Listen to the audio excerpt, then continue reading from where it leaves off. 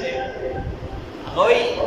زموږ په کور کې ماشوم پیدا شوی دی ماشومه ده یا ماشومه ده اوس د دې لپاره د قربانۍ ورځې دي دغه ورځو کې پیدا شوی دی یا مخکې پیدا شوی دی دغه موقع ده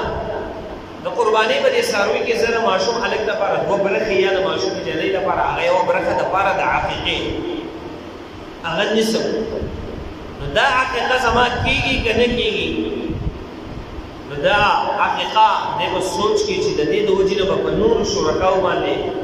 څه ضرر څه نقصان هغه رسېږي که نه رسېږي علما فرمایي د دې کې هېڅ ضرر نشته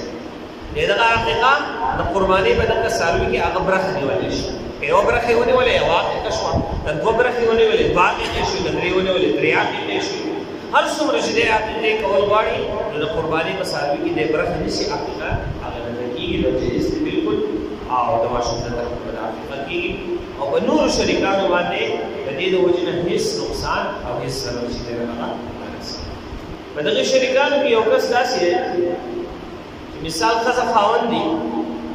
په دواړو باندې قرباني شته دی نو اوس دی کنجوس دی دی پیسې نه ورکوي نو دی یوه برخه ونیوله او دی وایي دا یوه برخه به زمونږ د دواړو نه طرف شي ښځې ته وایي یوه برخه مې ونیوله دا به زما اوس دا دواړه شي نو اوس د یوه برخه په منځ تقسیم کړه نیمه د ده شوه او نیمه د ده د ښځې شوه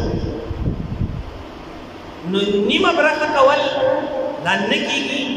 او د دې دومره لوی نقصان دی چې د ده د وجې نه ده چې د کومو کسانو سره برخه نیولې ده دا به ټولو نه کېږي نو نیمه برخه هغه نه کېږي یوه کامل برخه به کوي او د ایک نه ونه 100 پورې چې څومره کولی شي هغه